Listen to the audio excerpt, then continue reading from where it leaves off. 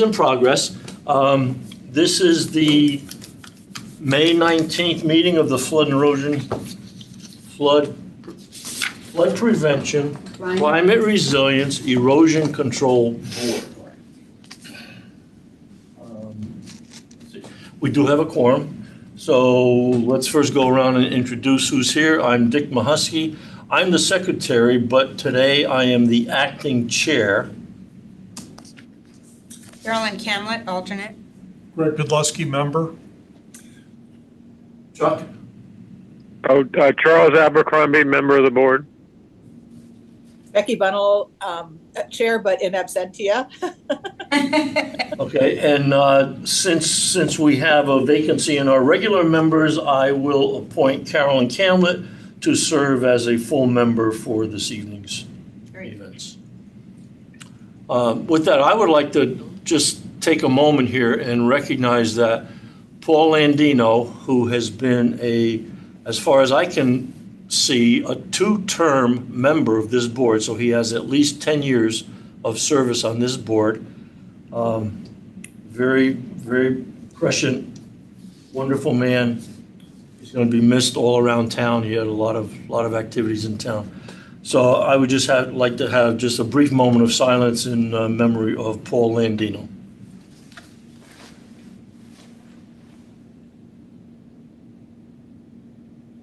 Thank you. So Mr. Dilly is absent. He's at the Board of Finance meeting. Our regular recording secretary is at the Board of Finance meeting tonight. And James Posey, I have not heard anything. Becky, have you heard back from Bill or Frank whether they're going to come to discuss the?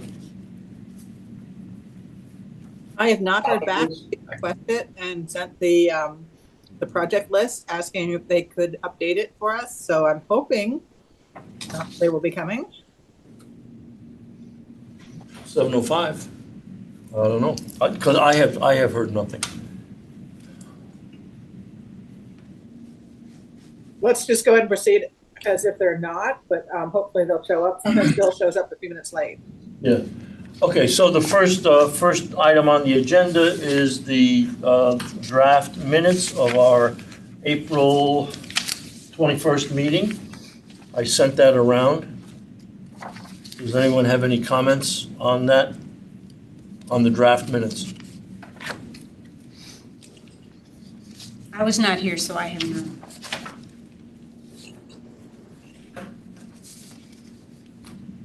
But you did watch the video to catch up, right? I read the minutes, and they look fine to me. Okay. All right, seeing no comments, I would move that the minutes be accepted as, or approved as submitted. Second. Second by Greg. All in favor? Aye. Aye. 1, 2, 3, 4, 5 in favor.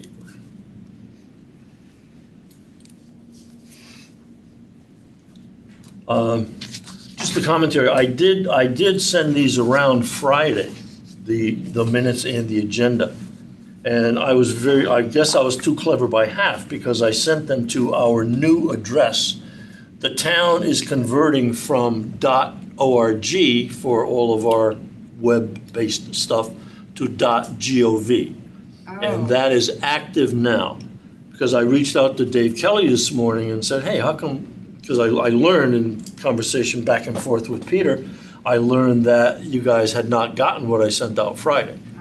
So Dave said, oh, there was a little glitch there. So they went to you today late. I'm sorry, but that's now behind us.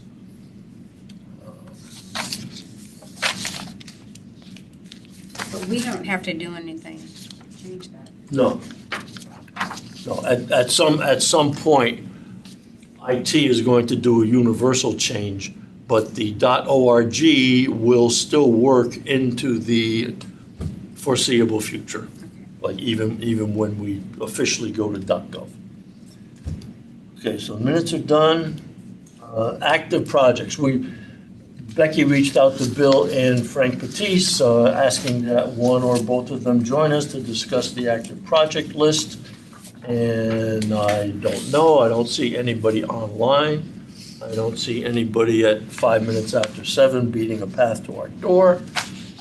So let's just continue on. We'll jump over active projects and we'll go to update on the master flood mitigation and resilience plan.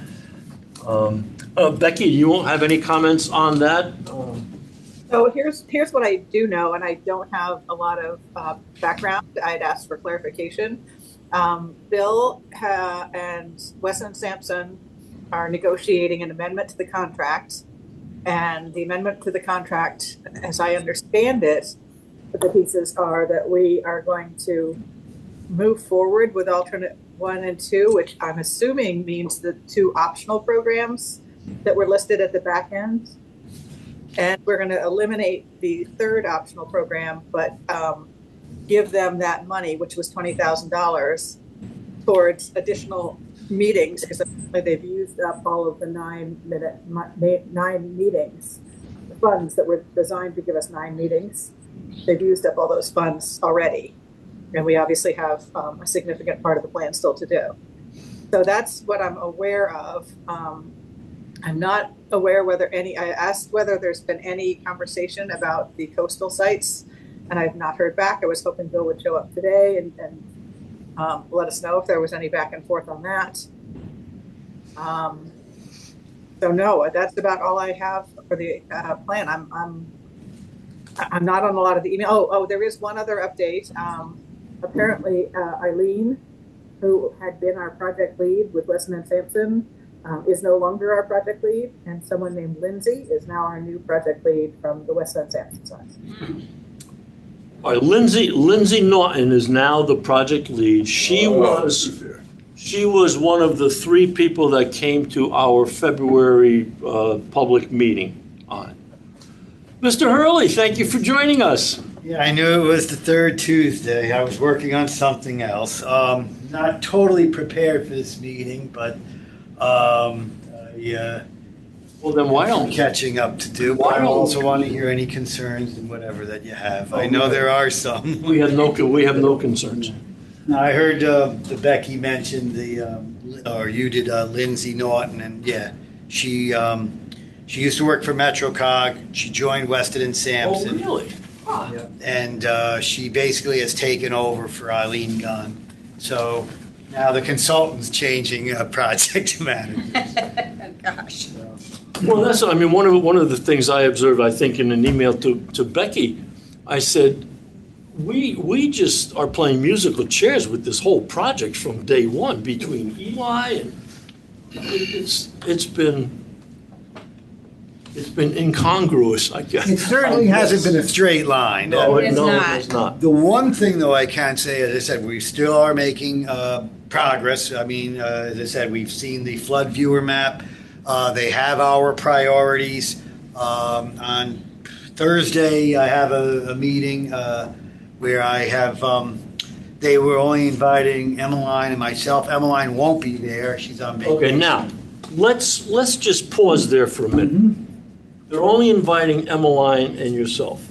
What are we, chopped liver? I thought we had conversations about flood and erosion representatives having a seat at all the tables on this project. Just to let you know, I have extended the invite to your chairman, Becky, and she'll be attending along with Frank Patisse and Anthony Santiago. So I've expanded that list. That's what they had. They're trying to go with smaller, more direct meetings. This is estimated to be a half an hour. They're going to go over a proposal, which I have Does someone publish an agenda for these meetings? Right now, we have not. We have not. In the past, there might have been some way in the beginning, but for this one, it's not. We picked the day. As I said, we're trying to catch up, find out what they're doing with our materials that we have sent them, the priorities. And then from there, we hope to have maybe a more formal meeting. They are looking at transferring some costs where they haven't spent some of the funds in one area and trying to bring them to the other. And they're trying to get us a final decision on whether we will go with the latest FEMA benefit cost analysis program number 7, and whether we want options 1 and 2. From the discussions with the board, we were kind of sliding away from option number 3. What, with our board? Yes, with your, yep, with Verb and with Becky, option number 3, or add alternate number 3. We think that in applying for that grant, there was no need for having them to do option 3. So Bill, can I ask a question? Sure. Because just to give the FERB board some background, I had applied for a Long Island Sound planning grant with the idea that we would study high-intensity wave action and its destructive power on our beaches to see if there are ways we can mitigate that. And I put in a budget of $110,000 as the potential amount, and they have given us that grant. But the town of Fairfield did not immediately accept it because they wanted to know how many hours it would take of a staff member of the town of Fairfield. And I did get back, and it's about an 18-month project, and it would take, they're estimating, only 1 hour a month. So I have not heard, I sent that back to the town, and I have not heard that we are accepting that grant. Is that, do you know anything about, I mean, 1 hour a month seems very doable. It was, Becky, it was a little bit more. If I recall, it was about 40 hours for the 18 months, but not that drastic amount of difference from 18. And as far as I knew, I thought Andrea had submitted the application, but I have not confirmed that. So I'll have to do that. Okay, yeah, can we confirm that before we definitely, I mean, it seems crazy that we wouldn't take this grant money and eliminate the item 3 because they were virtually the same thing. So I would want to just confirm that the town is willing to accept the grant rather than just, say we're not going to do item 3. Yeah, I'll have to, as I said, I'll have to check. Being honest, I have not spoken to Andrea in a couple of weeks. So I'll have to follow up on that. Okay. I Bill, did you say just that we're gonna release the funds to do 1 and 2? Yes, that would be my recommendation. And that's part of the amendment that you're talking about, that there'd be a. Yeah, that would be part of the amendment, yes. So the amendment would be, we'd release the funds for 1 and 2, which were, I think, do you remember what it was? It was like around close to 10. I think it was 20,000, and option 3 was 20,000, where we could transfer that to have them hold more meetings. And the biggest question that we have is the latest FEMA benefit cost analysis tied into the do nothing model for comparisons, so that you can then apply for federal grants. That's like a stepping stone. Then you actually have to do the benefit cost analysis, which is 5 inches of paperwork and a lot of analysis that we would have to do. And that would be for applying for BRIC funding. That one, in talking to Emmeline, the town is, and the report, even the master plan, is nowhere near what we would need to do to apply for a competitively BRIC application. But it comes around every year, and so for next July, the obviously master plan will be done, and we would have this information. And if we give them the go-ahead to do the latest version, that would obviously help us in the application. If we hand in an older version, I could see them saying, well, why don't you do a new version? And so it's going to cost us anyway. So that was one of the items that they wanted to reopen for. And how much extra does that cost, just out of curiosity? They were supposed to send me a package on Monday. I have either not received it or I haven't read it yet. If they've sent it to me, I haven't had a chance to look at it yet. So obviously I can get back to the board with that information once we get it. So. I just want to reiterate. I mean, Becky's much quicker on the uptake than I, and she has been involved in more conversations on this master plan than I. but I'm having a very difficult time understanding where we are, where we're going, what we've done so far. There are no minutes of whatever meetings have happened. There's no agendas for these meetings. How do we keep track of where we're going other than what you carry around in your head? Well, again, we're trying here. As you know, I think we're understaffed, but that's another story. I agree with you. Some main things to, as I say, consider with that transformation. Although we haven't been billed, we were billed a small amount there for March and maybe April, but so far in May and in the second half of April, I haven't seen any invoices on that aspect. I think when the transition occurred, the other team, quote, is catching up, but we're not going to get billed for that, or I'm not going to allow that. As far as I said, we have our priorities. We've sent them to that. I know Race is now working on those coastal priorities. Weston and Sampson has, now again, remember, these are just priorities. They're not even at concept plans.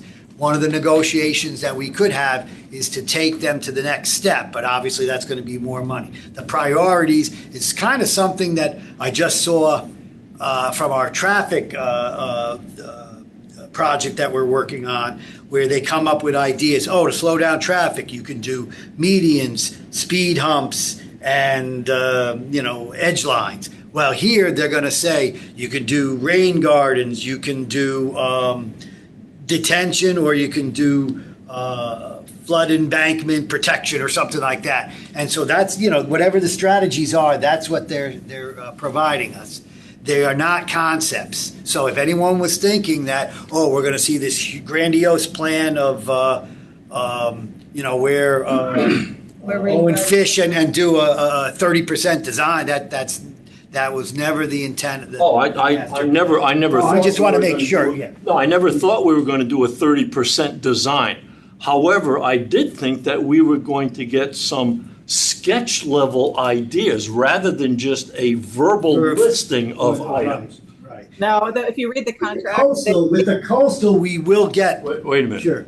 Becky, go ahead.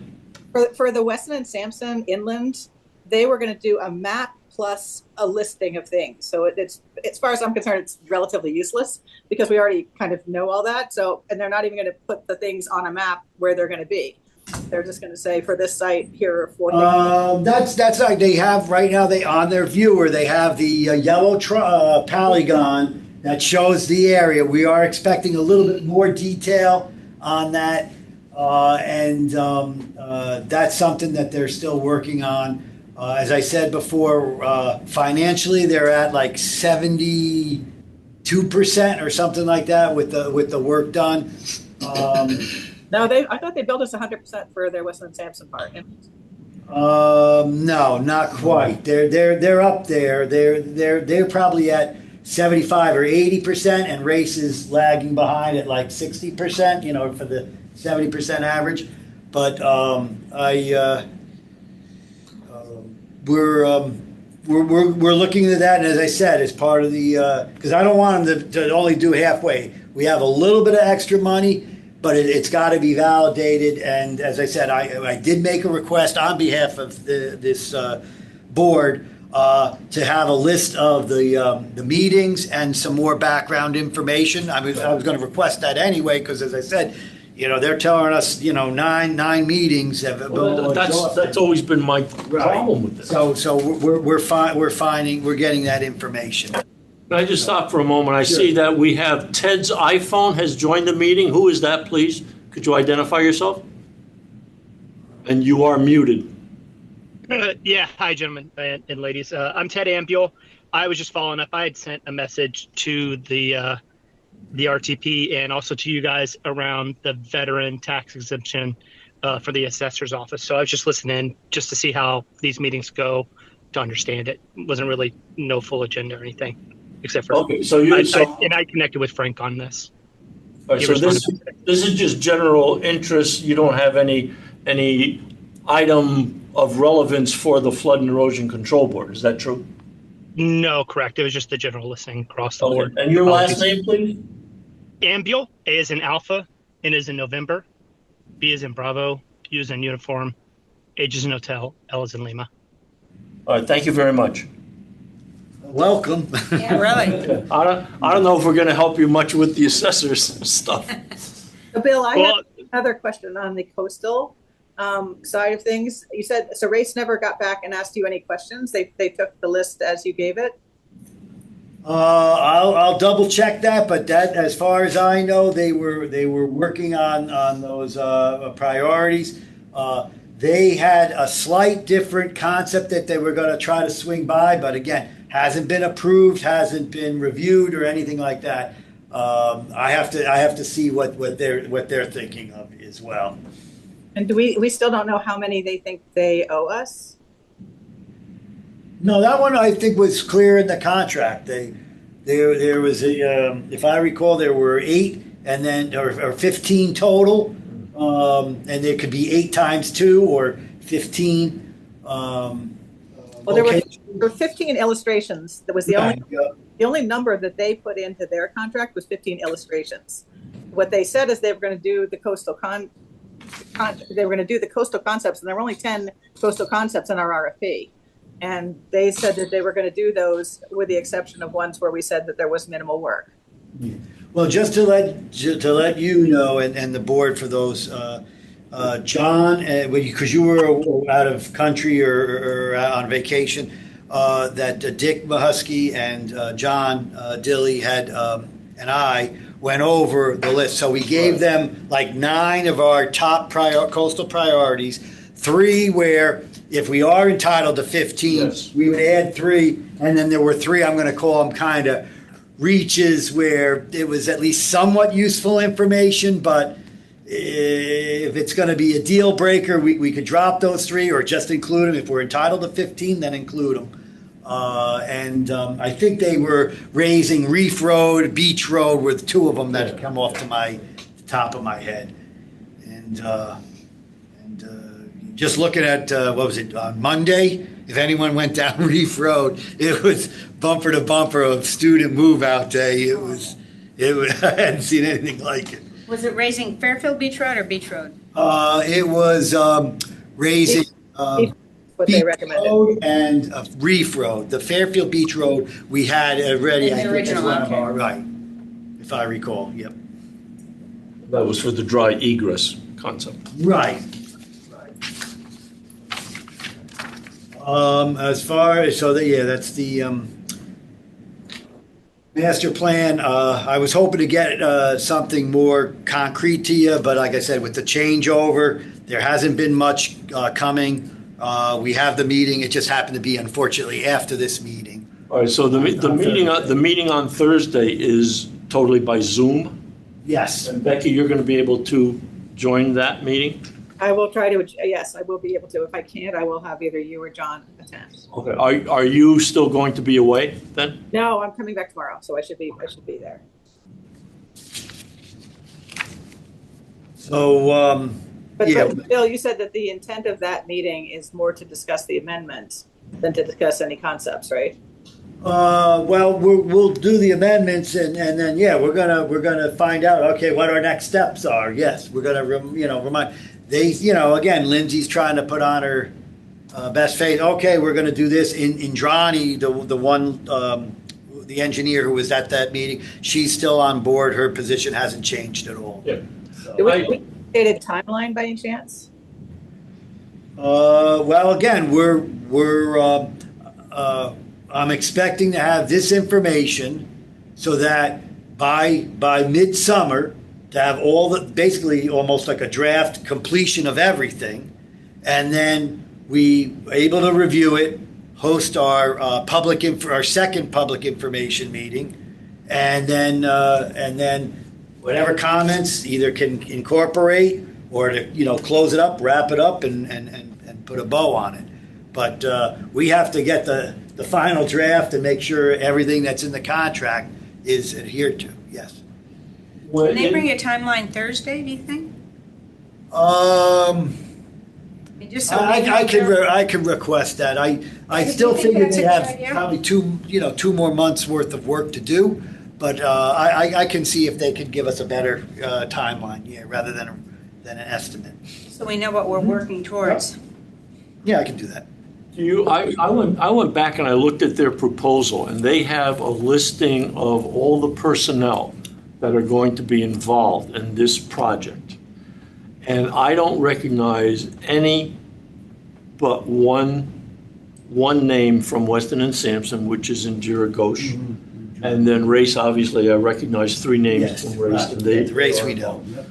Do you have any awareness of other Weston and Sampson personnel charging time to this project and what they've really contributed in fact? There is their hydrologist, I believe his name is Michael. He's been on a couple of the calls, the virtual meetings. He's the one that's developing that polygon, and he's the one that's doing the priorities along with InDrive. Eileen was kind of the project manager, so her departure, I don't know yet how it will be affected yet. It could be a slightly positive thing or a slightly negative thing. As long as the hydrologist and the engineer are still there shouldn't be any issue.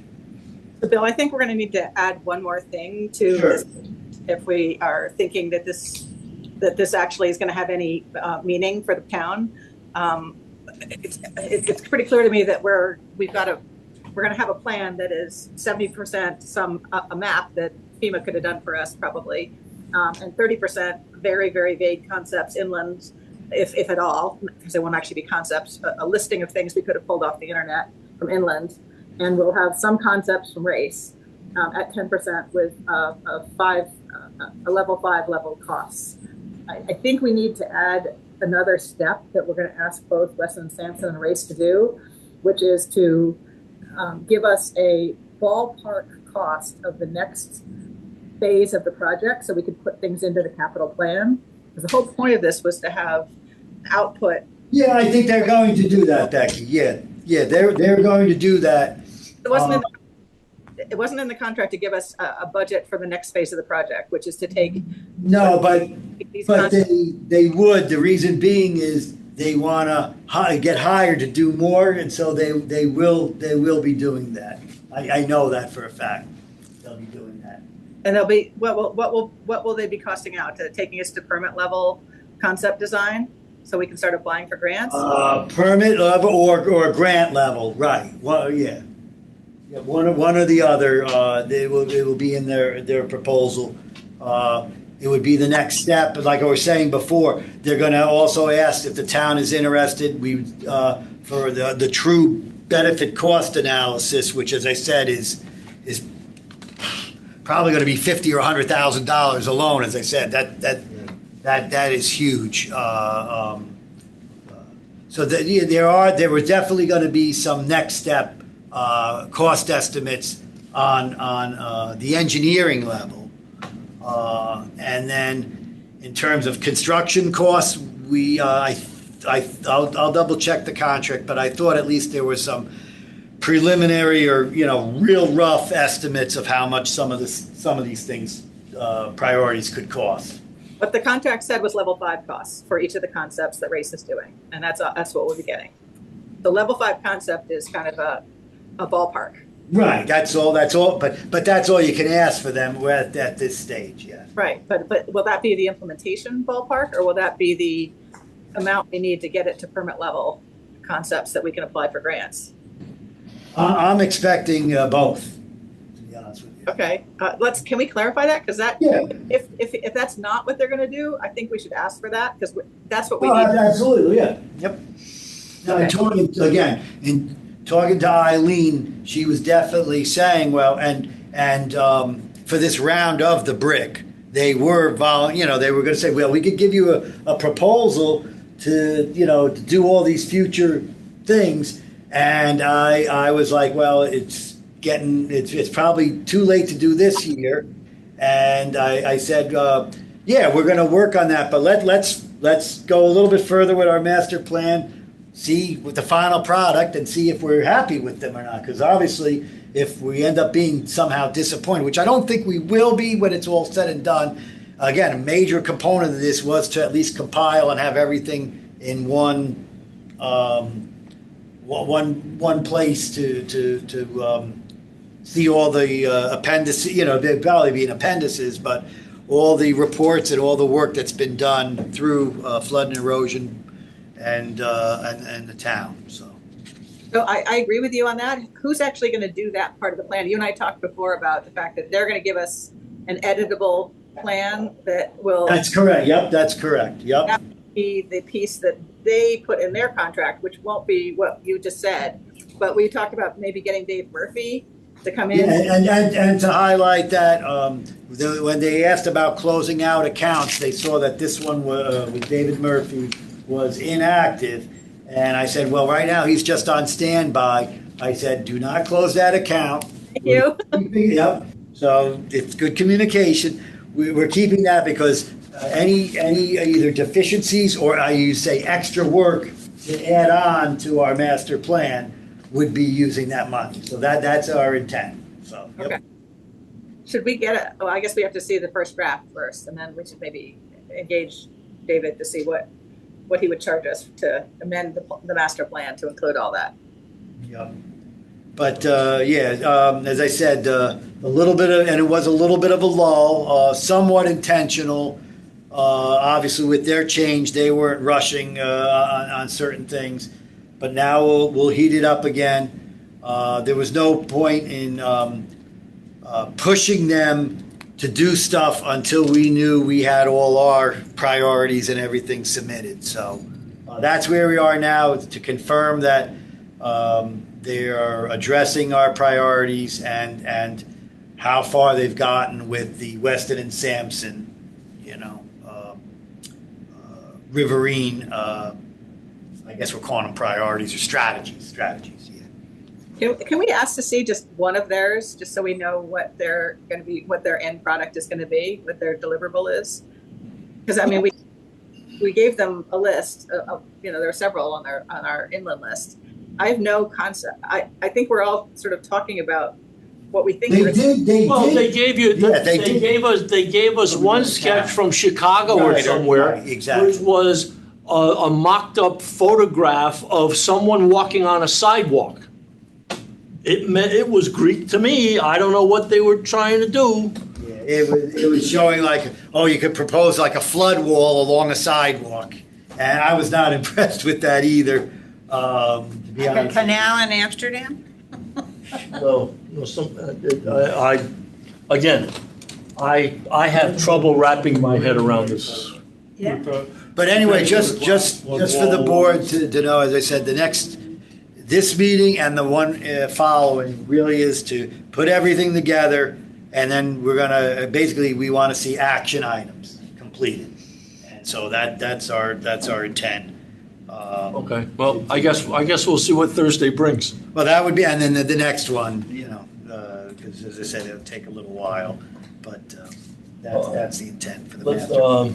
Let's back up to item number 2, which is the status of active projects. Now, at our last meeting, Bill, you had given us that thing. See if I can. And what I want to accomplish out of this is I recast an old activity list into this format, and I would like to blend these two so we come up with a current activity list. Mm-hmm. I would suggest that, Bill, you and I sit down for a working meeting offline and go and compare these two and see how we can meld these together. I think so, because I think that's a good idea. This here, again, this is a list from 2015.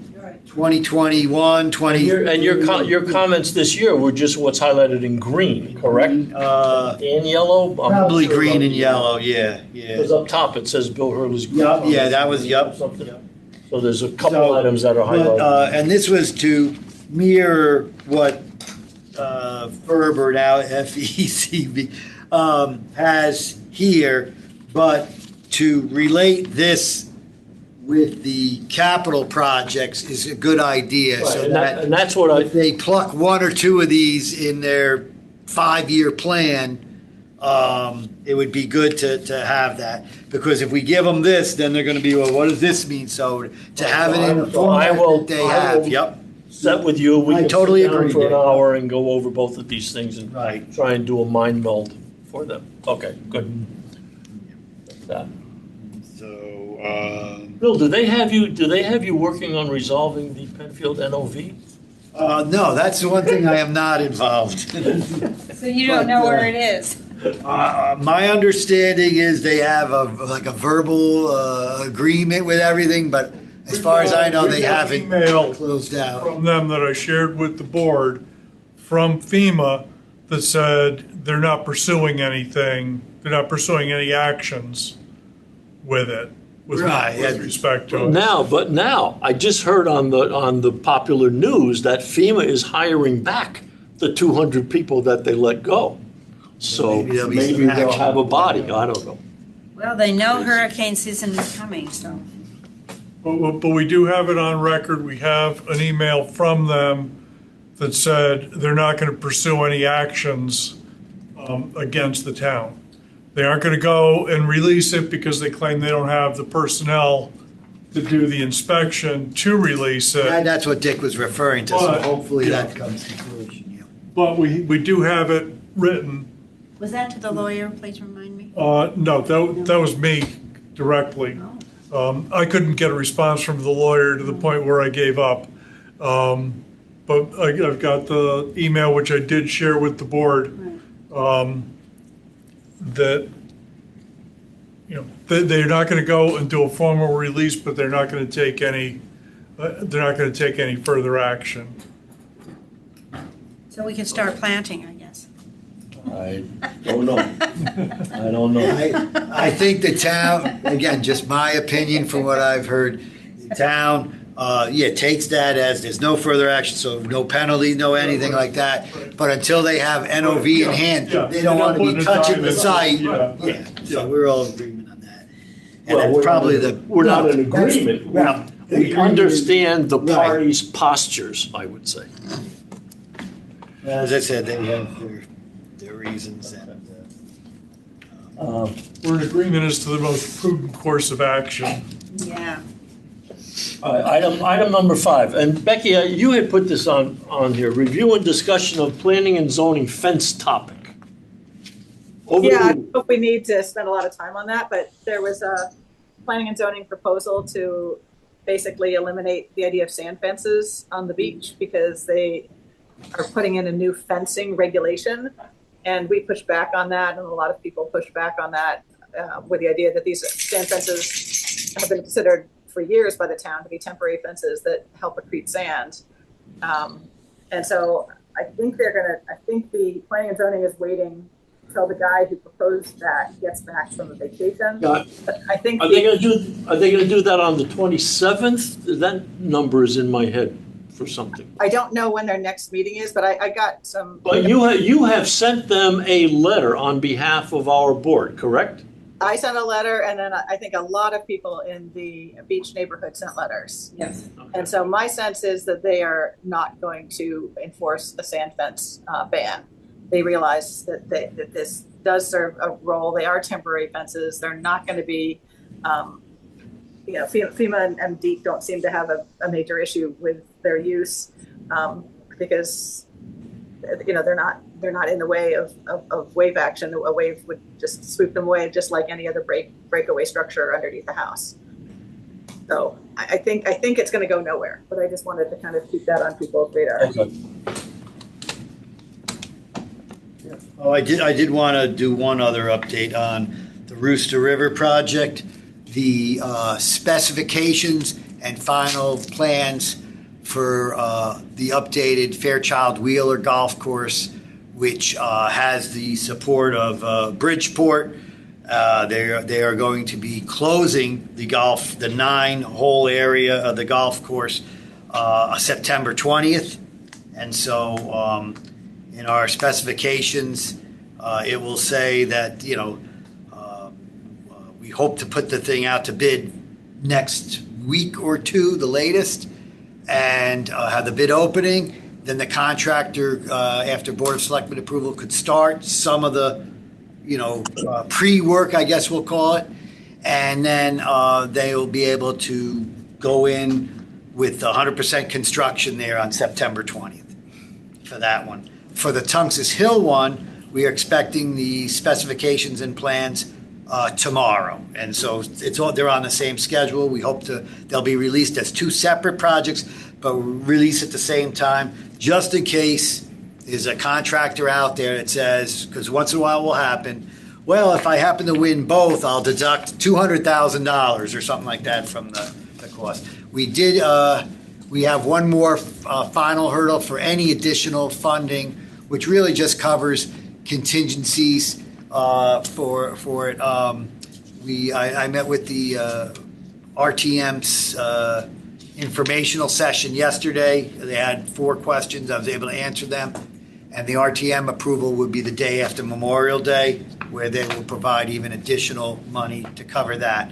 If the bids come in a little bit lower than expected, and we have that, we then automatically go to the next project on the Rooster River list. So that's how we're working.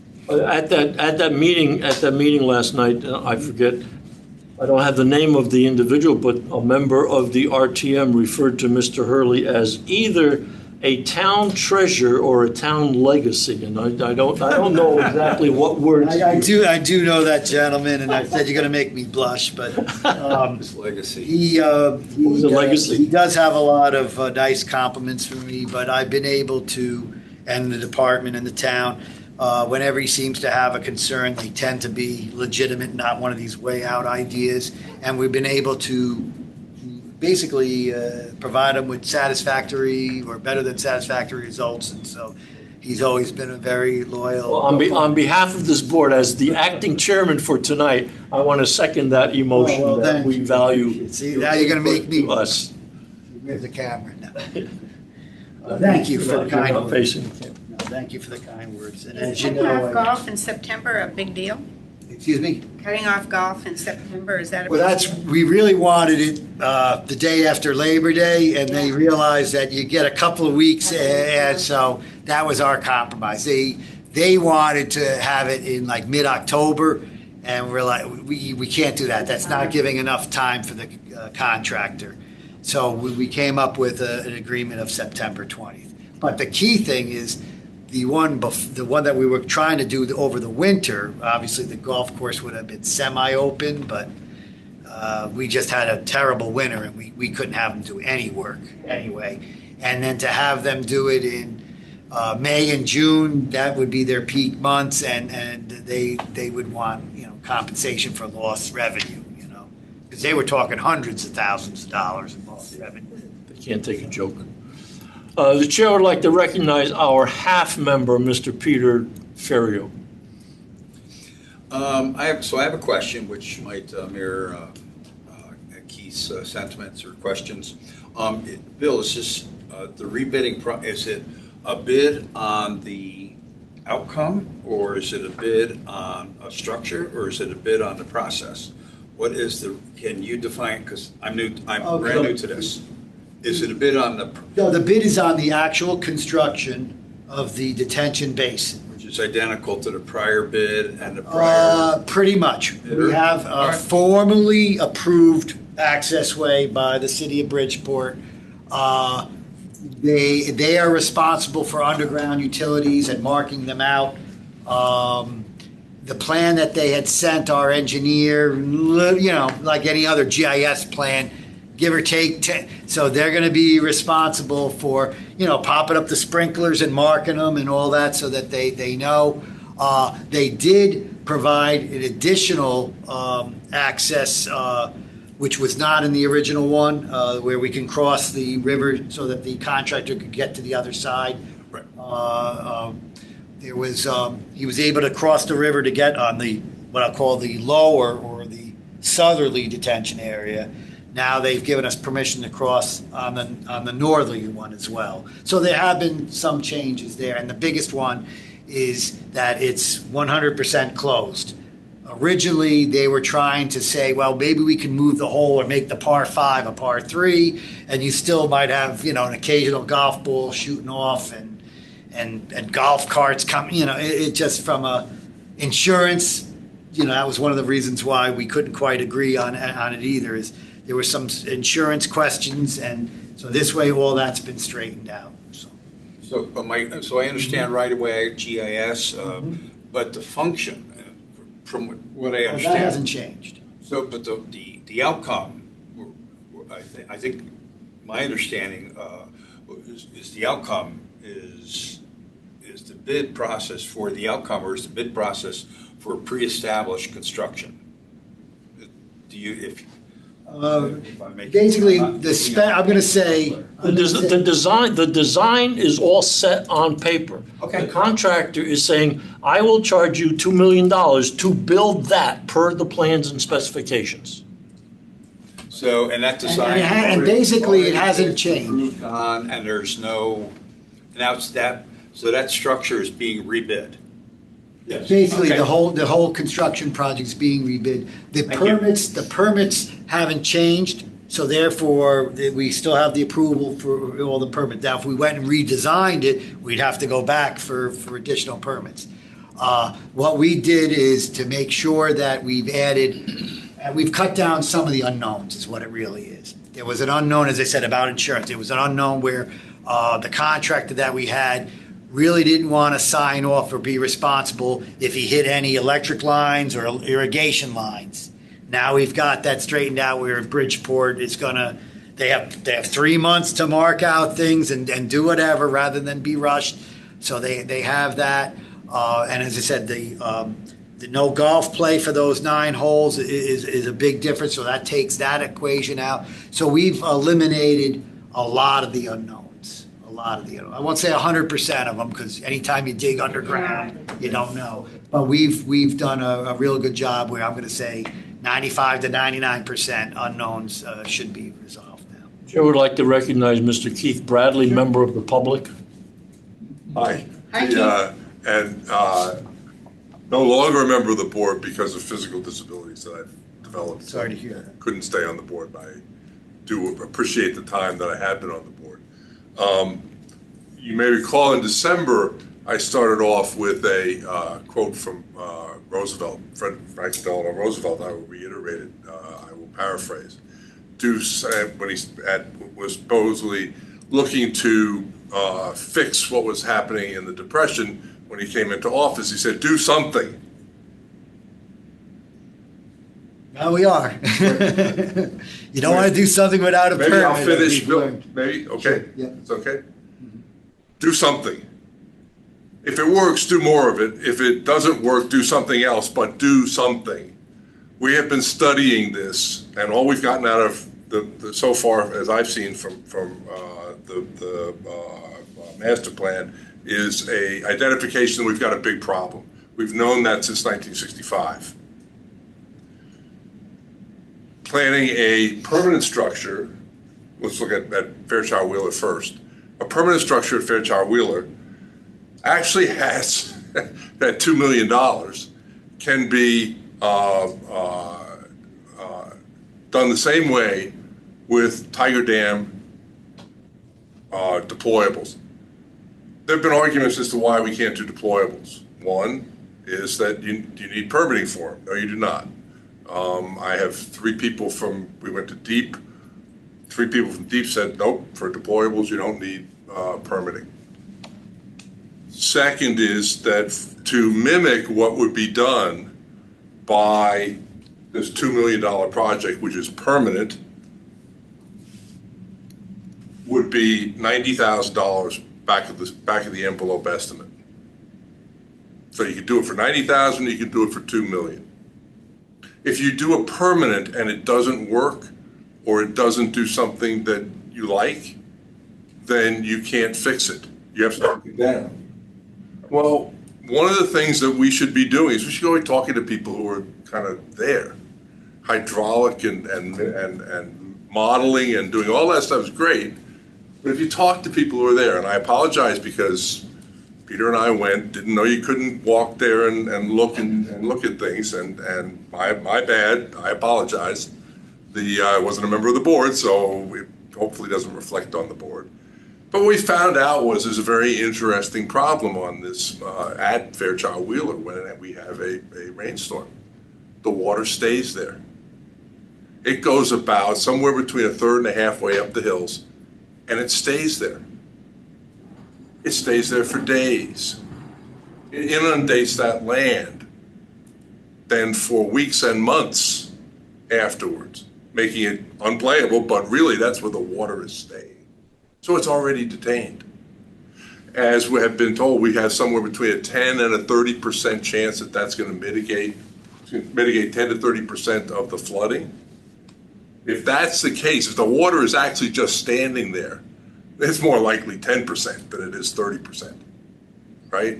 So you could put up a tiger dam which can be taken down. If we don't like it and we lose, and it doesn't really work, and you lose $90,000, it's a lot better than losing $2 million, right? This can be deployed and it can just sit there during flood season. We know when these rain events are going to happen, at least within a time frame. We know it doesn't happen in December, right? We know that there are going to be dry times in the summer where you don't have to worry about it. Leave it up. Paint it green. Make it look nice. It's off to the side. Shouldn't be a problem. So if we really want to save money, do what other places do, and that's do deployables. Right? You have it, you put it up at your leisure whenever you want, and take it down when you want. Fold it up, put it away, bring it out for the next season. Which brings us to, again, where is then this other 70% to 90% coming from?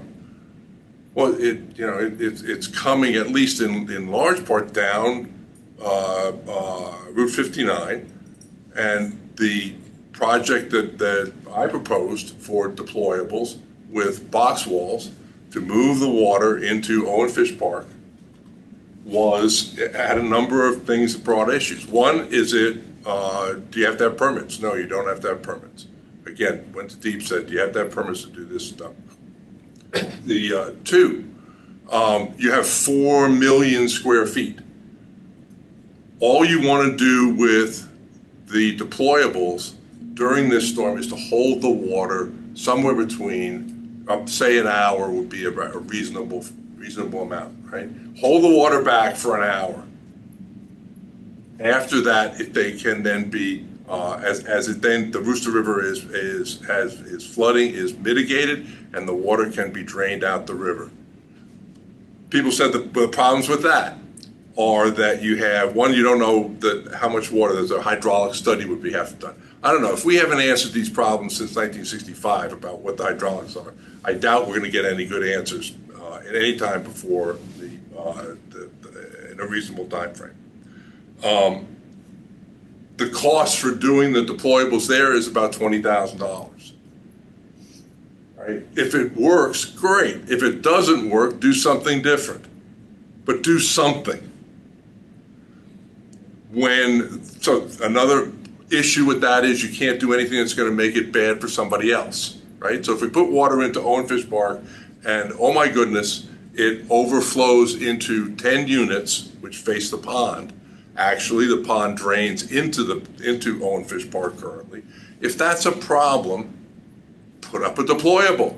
The cost for that deployable to be put up would be $60,000 for a total of $150,000, which is less than what we're going to actually be paying these people to give us another estimate as to how bad the situation is in the master plan, right? There's $2 million hanging there to do this. For $150,000, do something.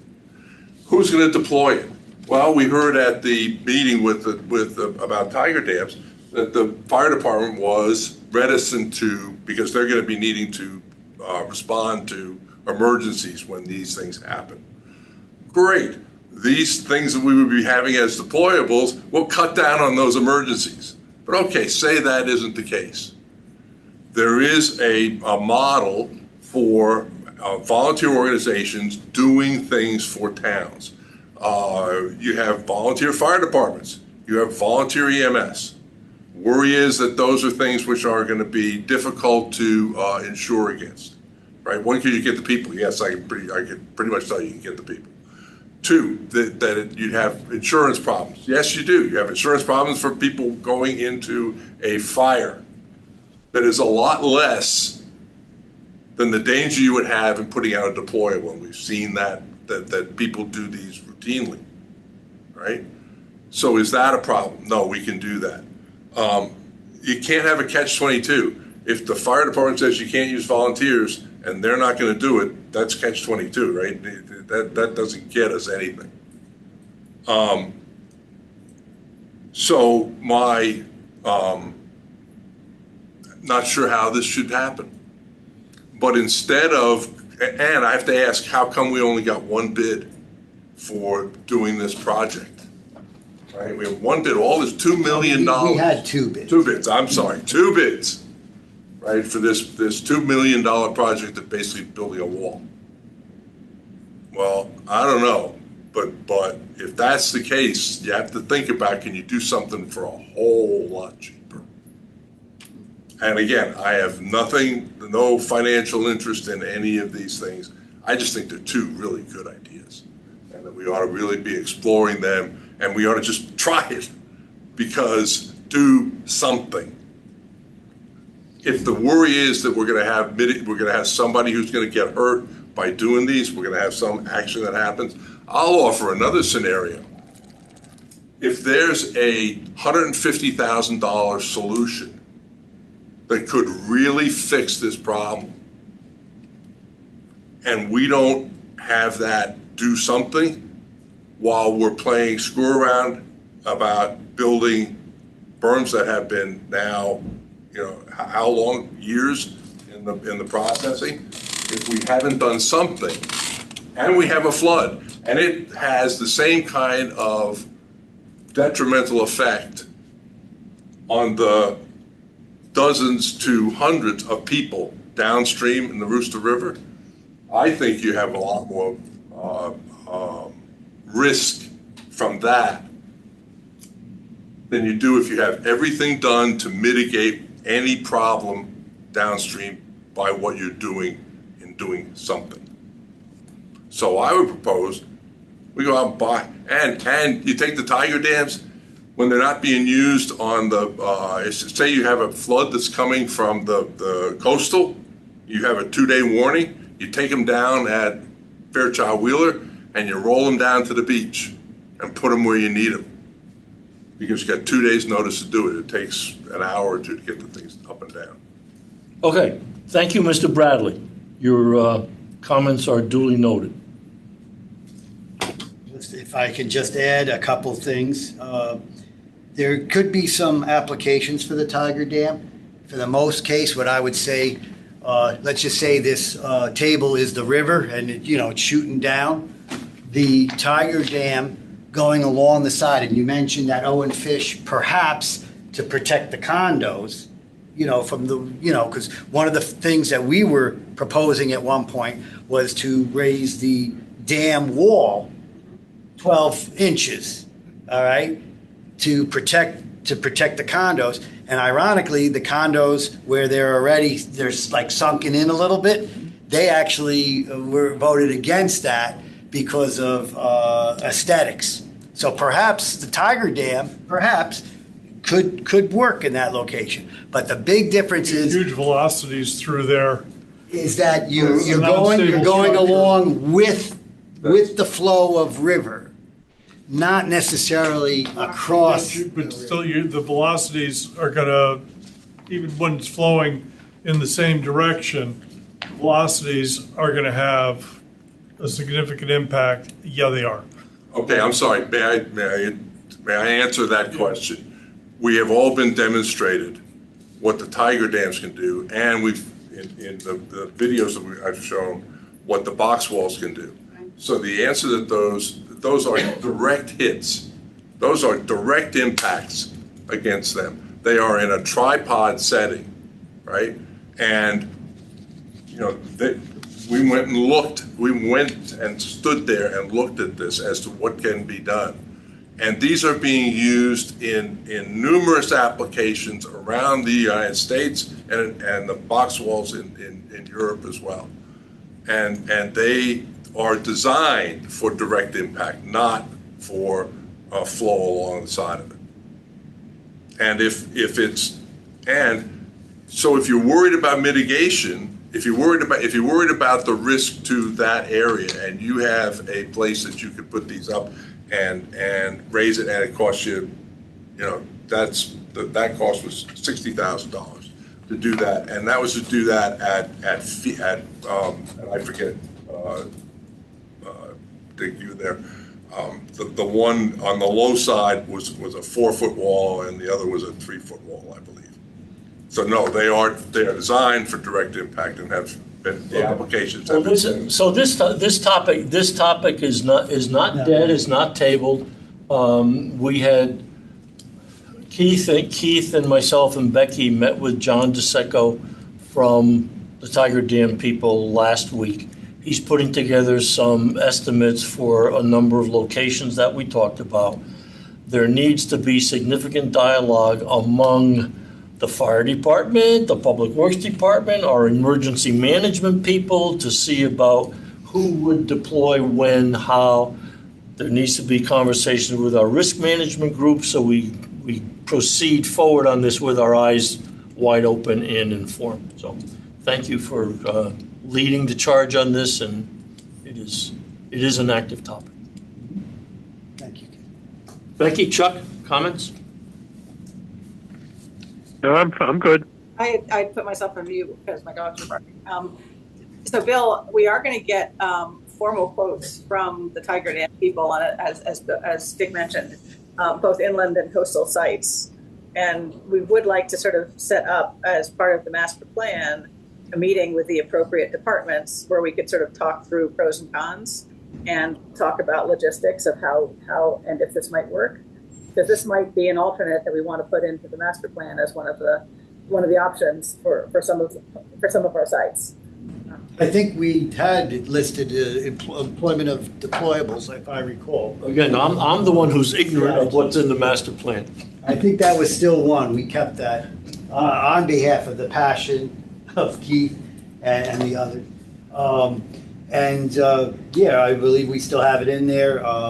As I said, I think there could be some uses, but then other times, like for even a detention pond, you have multi-stage weirs, and so you still have to allow some water to go through. So I don't know, that's something I'd have to talk to the Tiger Dam people to see if there's a way that water can still go through. And, you know, 'cause like on Rooster River, it's gonna allow for the 1-year storm, then it goes to a 5-year storm, then it widens out to a 10-year, and then the 100-year. Bill, I got that all worked out. Okay. So anyway, thanks. Right, then what the Tiger Dam at the $90,000 would be replicating what we're gonna do for $2 million. Anyway, all I'm saying is that Yep. once we get quotes back, we should probably sit down with the relevant town departments and work through the pros and cons and logistics of it. As Keith mentioned, you know, we have to figure out who's going to deploy them. Do we hire an outside firm? Do we have some of our internal people do it? How do we do a volunteer group? I think there's a lot of logistical things that we need to talk through in terms of Storage and things. this. That was another. Right. Sorry, what was that? No, I missed it, sorry. Oh, and some places storage. Yeah, you actually have a right across on Finch on they're storing the materials for years inside a square holding pen, if you will. So yeah, I mean, you know.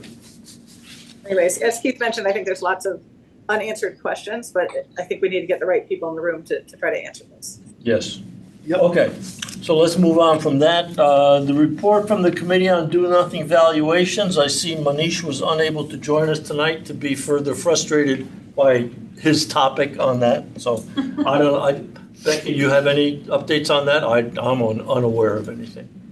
No, I think the project is sort of stalled. Yeah. But we have to try and figure out whether we can revive it or not.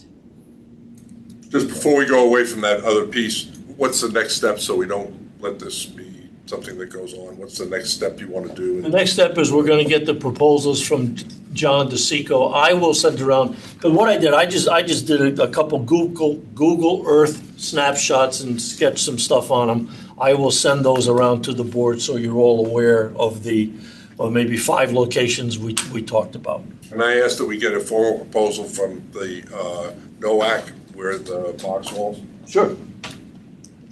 How do we do The that? same applications. No, it's different. The box walls are different. Okay. Different company. Those orange ones Okay. like that? The Yeah, right, that's what Why don't you, Keith and Dick will go offline with that. We'll devise something for box walls and we'll go out to that other company and ask them for a proposal. Good. Okay? Thank you. Okay. Last item, to hear, consider, and act upon any other business which will probably come before the board. I have one topic that I would like to close on. I have one too. Okay, Becky, you want to go first? Yeah, it's just the Connecticut Association of Floodplain Managers is going to be doing a summer, I guess we call it a educational series, and they're going to actually be using the town of Fairfield, and they're going to be using the Pine Creek. I don't know what we're calling it. The Pine Creek dike replacement, the self-regulating tide gate replacement as a case study. And it will have continuing ed credits, and it's going to be on July 16th at the Fire Training Center, and then there'll be a lunch, and then the group will go over and see the self-regulating tide gate. This is the one at the ball field? One at the ball fields? Field, exactly.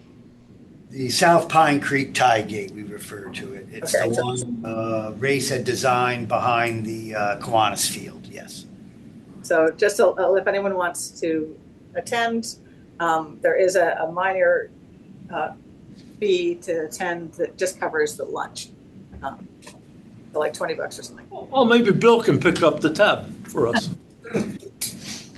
Put the request in and I'll see what I can do. That wouldn't have anything to do with the fact that Azure D is now the chair of that. He was the one who suggested it. By any chance? Coincidence. So I have an item here. A while back, Becky got a communication from Jill Vergara about the new big hotel on the Circle is encroaching on marshlands. This is terrible. Oh my God. And I sent out a commentary to the board. Becky, did that get back to Jill? Have you had any further closure with her on this to what I believe is alleviate any concerns she has about that? I did not get back to. I'm not sure I got your review. I will have to go back and look at my emails. My apologies if I missed it. Huh. All right, April 28th, 6:17 p.m. Let me go find that and I'll get back to you if I have any questions. Well, you know what?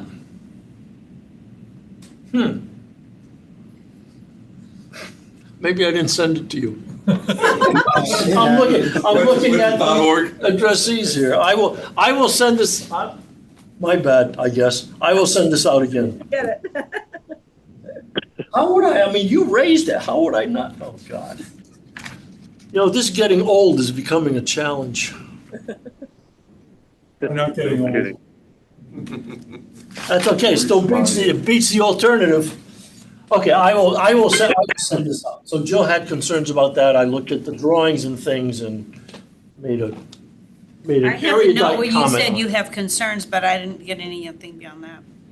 You said on the 28th, I'm not sure I have concerns about this.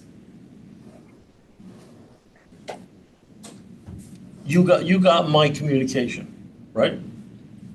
It was just a 2-paragraph. Yes, I did too. All right, here's what I said. All firms should have no concern with the area of the property that abuts the marsh. I looked at the drawings from 12, blah, blah, blah, blah.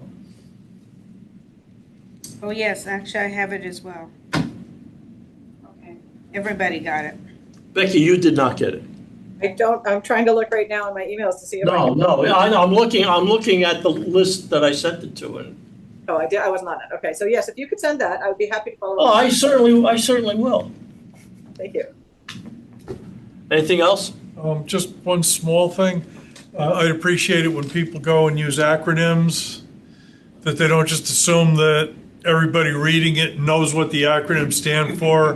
Like Bill, I come across 100 acronyms in a week, and sometimes depending upon what you're looking at, the same acronym means things that are totally different. Like, as a surveyor, BM means benchmark. To Keith, I'm sure it means something else. So sometimes it makes it very difficult to go and understand what's being discussed in an email if there's just a random string of letters in there. So just if anybody can. Is it I, Lord? I mean, everybody should know what verb, my presumption is. Verb, deep, Yeah. FEMA. Well, hopefully everybody knows by now. No, We don't know no, deep, no, we're in the big point, trouble. the point's well taken, because what I try to do is, if I'm going to use an acronym in a couple of paragraph communication, I try and define it first and then use the I acronym do that after. all the time. No, but the point's taken.